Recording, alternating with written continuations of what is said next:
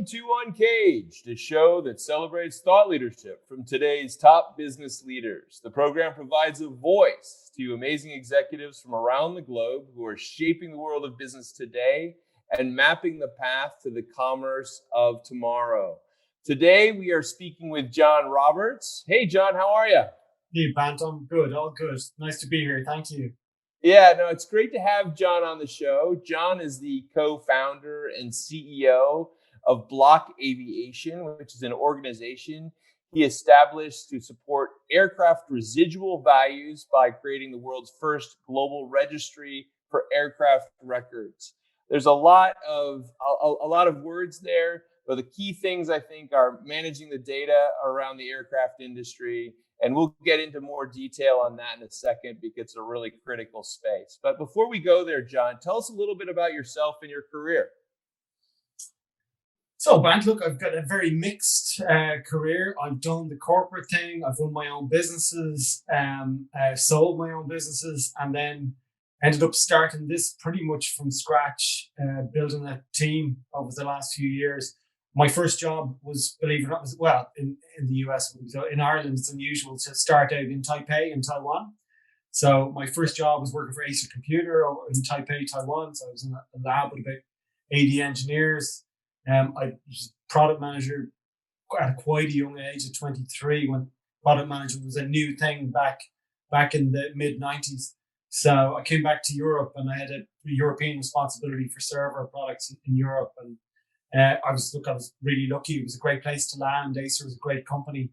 I got to work with a really good guy. I left Acer for a few years. I ended up going back when they moved their headquarters down to Switzerland.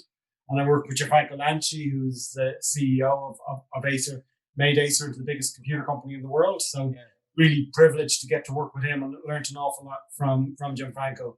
He had a very that was a great time to be at Acer for sure.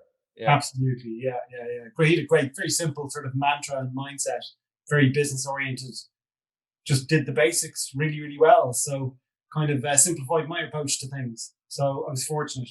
Then, so how did you get from Acer to Blockaviation? Well, I was working down in Switzerland. My little girl, she was she was going to start school. So I wanted to move the family back up to Ireland. Wasn't possible to keep the career with Acer and my daughter in school, so I ended up deciding to come back to Ireland, had some savings, and started my own business. Or I built a chain of restaurants, believe it or not. Totally different. But I can't make toast, so don't ask me to cook when we do eventually get to meet face to face. But I know what I like, so I took a little restaurant out of kind of Chapter 11, the equivalent of Chapter 11 here in Ireland. It's called examinership. Mm-hmm. In the midst of the crisis here, if you remember, Ireland was particularly hard hit in the crisis with the bank, with the bank situation. So, and we built up a chain of restaurants. It was a particularly good time to sign leases. So I signed a lot of valuable leases in the city centre, and we built a really nice business. But again, restaurants are very complicated, a lot of moving parts. It's like an airline. So we had to put everything on the cloud. So we ended up merging my tech sort of expertise to build a cloud-based platform with a company here in Ireland who've recently they're probably doing their Series B now at this stage, to manage all the processes. So I could have the best of both worlds. I could go down to Italy and I could watch the business from the cloud. I could see everything that was happening, every single facet of process that was happening in the business, and made a successful business out of it, thankfully. But I sold that in 2017 and had to start again, had to reimagine things. So I spent the summer really reading and researching technology, and then also, what would be the best possible business to start in Ireland. It's a big cluster of world-class talent here in Ireland in the aviation space. Ryanair and Tony Ryan founded GPA, the aircraft leasing business. Yeah. There's a lot of world leaders here in Ireland in aviation. And then we had this technology application. So we said, okay, how can we marry these up? So start to build a team to solve some real world problems for the aviation industry. That's great. And so tell us a little bit about how I mean, I have so many questions. What a great story.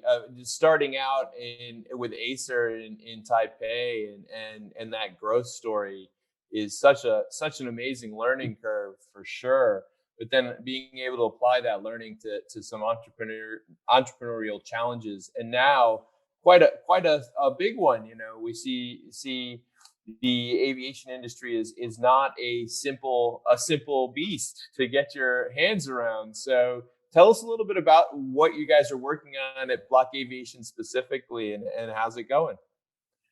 Well, look, so what we're creating Guard.aero, and Guard.aero is a new way to document and demonstrate airworthiness compliance and thereby aircraft value. And that's the key thing. So if you consider a commercial aircraft, it's a very, very highly regulated and structured industry. There's a lot of process, a lot of paperwork that's generated. And the way that paperwork is generated and managed today is incredibly like a lot of industries, like finance and insurance. There's a lot of paperwork going back. Yeah, a bit So archaic, I think, is the word. it is. I mean, yeah, it works. The industry, Yeah, we can all get up into these little metal tube as you did last night. You came from Vermont to Miami. You know that yeah, you can do that safely today because the industry has these processes there. yeah, But it's massive, massive inefficiencies, and all that paperwork. The key stakeholder in the value of that, the key stakeholder in that paperwork is the owner of the asset, because these are high value assets. 40-45 million for a Boeing 737 or an A320. yeah. You want to maximize the residual value of that. You need a meticulous paper trail behind that asset. And if you don't have that, you're going to be hockeyed when it comes to part out, so selling parts for that aircraft or trading that aircraft. So you must have a meticulous paper trail to uphold the residual value. So we're looking at solutions. We're looking at a new way to demonstrate that residual value, and we believe in the future create new ways of trading these assets and new ways of maybe even fractionalizing these assets once we Wow. have a method of proving it, to digitally, and proving it in a trustworthy way. Ultimately, it's about making Guard.aero a trustworthy platform where you can rely on what you see there. So it's a really And right, interesting project. and so John, right now, you're working with who would be the customers for you guys? Look, we've got two sets of customers. Primarily, it's the leasing companies, and leasing, that industry is here in Ireland. We're fortunate; it's on our doorstep. The biggest companies, of the 100 lessors, 75-80% of them have a presence here in Ireland. But then it's also airlines. So airlines, of course, are key. Airlines are the guys who end up paying massive penalties because the documentation is not correct. They end up having to take off parts and put on new parts because they can't show what they call the back to birth trace of parts. So both lessors and airlines. Lessors is our first port of call because they're here on our doorstep. Airlines were a small startup. Right. You Yeah, have yeah, yeah. 450 airlines around the world. So getting out, we don't have the business development resource just yet to get out to them, but give us a couple of years and we'll be out there. Yeah, I can see it. So, Yeah. so I would tell you, we were talking a little bit before we started, and my God, the aviation industry, at least in the U.S., is very much back in business. I was on a packed flight last night. I have another packed flight scheduled for later this week. It's quite crazy. I mean, how are you seeing the aviation industry really rebound here? I mean, look, the US, I think I read in The Economist of the weekend that it's at 80%, the holiday weekend just gone, that it was at Yeah, 80% of 2019 levels, and it's going to bounce back. It's very encouraging to hear that, Bant. Europe is a lot slower. I mean, things aren't moving as quickly over here. The yeah. vaccination program, it's catching up, but people aren't getting on flights yet, and it's probably not likely until Q1 next year. China's well Wow. bounced back, so China's up and running. It's pretty much business as normal over there, Hmm. and Asia Pacific is starting to recover as well. So obviously that's good news for us because our primary customers are lessors, and they've had a very difficult couple of years because Yeah, they're restructuring leases pretty much because aircraft haven't been in the air, you can't generate the bums on seats to pay for the tickets or what pays the lease. So it's like, it's like hospitality, or it's like restaurants almost. And are the manufacturers? I mean, are like Boeing and the other major players? Are they back into production mode again, or what are you imagining there?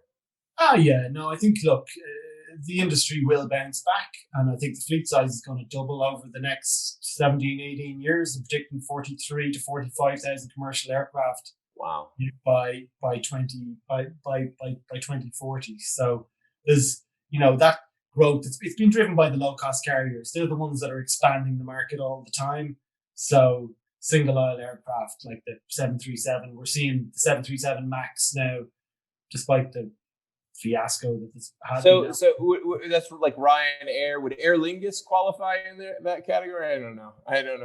As a low cost carrier, they don't have a choice. Ryanair sets the tempo, so everybody follows Ryanair now. So, but Aer Lingus, they provide, I suppose, I wouldn't call it a gold plated service, but it's just the colours are not as harsh on the eye, let's say, as the Ryanair aircraft, but the prices are pretty similar. So.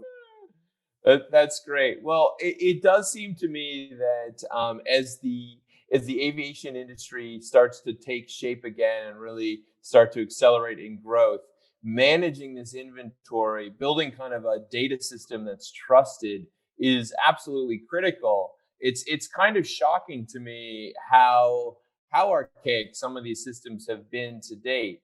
I mean, are you finding that the industry is welcoming to this type of change? Look, the industry recognizes it. The industry is also conservative because it has a system that works. So change is not something that it embraces very quickly. So we're very much focused on dovetailing into existing infrastructure, because we're not trying to upend the existing infrastructure. We're trying to leverage standards which the industry has created itself, but unfortunately hasn't capitalized on. And I think COVID is going to create the impetus or the imperative for those standards to be embraced now. And we believe that we're a catalyst in bringing those standards, the benefits of those standards at least. Yeah, it's interesting. I feel that COVID, for obviously all of the personal and professional challenges that it brought, one of the true benefits is that it seems to have forced companies to embrace accelerated change, perhaps, or all of those things that seem to get caught up in committee and not get decided on. The changes that the companies knew, like, oh yeah, we should do that, but maybe we can wait till next quarter. They're now actually pushing forward all that change, which is great. But tell us a little bit about how the last year evolved for you guys, and how the pandemic impacted the way you work and how your business evolved. So look, has it?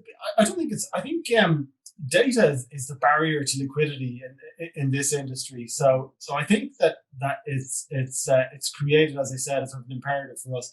It was tough at the outset. I mean, look, we had a contract lined up with a group of major lessors, and that fell apart because pretty much in Q1 2020, everybody was running for cover, and anything that was new that was costing anything was pretty much shelved.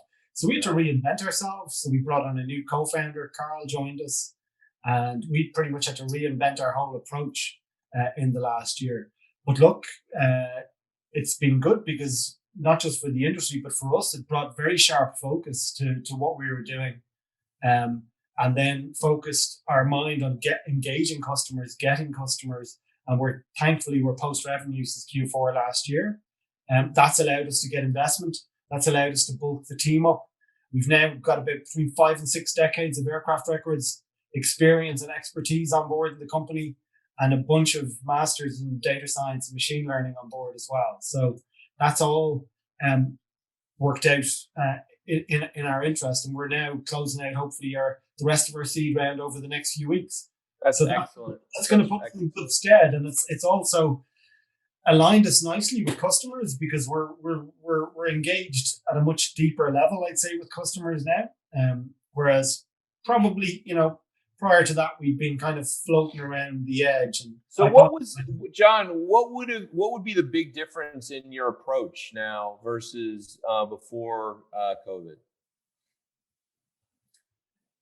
The big difference in our approach now, I think being able to jump on calls quickly with people and check ideas quickly. So more nimble, basically. It's much more nimble. And look, Zoom and all that was here beforehand, but now it's become absolutely de facto. Nobody's got any problem taking a call from their bedroom anymore.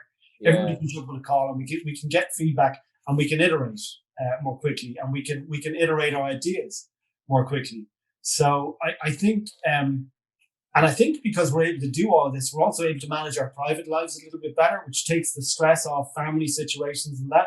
So brings more focus to your work. So I think it's on balance has been a wake up call, a good wake up call for us, because it's helped us to realize, there's more to life to work than work. But when you're in work, be switched on, be fully switched on, and make use of the time that you're there. So, hasn't all been bad. No, I agree. I agree. And I think that, there's something to say about COVID being an accelerant for kind of rethinking things to be more nimble in nature, to be more flexible, and probably to kind of work kind of find the ways that you can fix the problems that you can fix today, and then see those ways as avenues into larger opportunities, which makes complete sense to me. So tell me, John, when you guys are planning out now for 2022, the rest of this year, 2022, what are your hopes? What are your thoughts on the future? I mean, look, bands. We're in a pretty good spot. So we're just planning towards our Series A now next summer. Yeah. We're working closely with the Aircraft Leasing and the Aircraft Leasing Ireland, which is an embryonic representative body of the leasing industry here in Ireland, to establish Gar.aero and their digital maintenance registry. So really it's just head down, focus, be, as you said, kind of present and in dealing with what you can deal with today. And then iterating, continually changing to make sure that we're delivering the right. Do you think, John, that some of these ideas like fractional, you talked a little bit about like fractional ownership or things like that, how do you feel that those things are going to develop? Look, I mean, if we look at the world today and the amount of capital that's invested into equities and into bonds, and the paper trail that's behind that, the ignored sector really is alternative finance, and people are looking for higher yields. People want to access higher yield products, but these products need to be structured in a trustworthy way, and it can't be done on paper through contracts like everything was before. So I think the role that digital transformation is going to play in alternative finance is going to be really interesting to watch over the next 5 to 10 years. So I mean, assets like, we're partial we're obviously biased when it comes to aircraft. In my opinion, it's a perfect asset to look at that type of new financing models for those assets, because it's paperwork heavy, it's compliance heavy. So it must be compliant, otherwise it is not worth what the price that somebody's asking. So I think that the opportunities there are going to be huge over the next 5 to 10 years. But there's a lot. I mean, you've really got to start. We're starting with the plumbing, starting with building, core infrastructure first. That's our focus is superior or improving the methods of documenting and demonstrating airworthiness compliance, and then in 5 years' time, we can start to look to new methods of trading these assets, and we'll bring the financial whiz kids in and let them loose on it. For example, a residual value. You could trade a residual value. Like if you put an aircraft out in lease and you said, okay, this aircraft's worth 45 million today. I'm going to put it out in a 7-year lease, and I predict it's going to be worth 36 million at the end of the lease, and trade that. and if you can demonstrate, if you can digitally, determine whether that it's compliant to the lease, to Yeah. regulatory, to maintenance program compliance, that's a really interesting. Yeah, and you'll essentially create a asset whole class. new, like Yeah. a whole new asset class. Absolutely, that's incredible.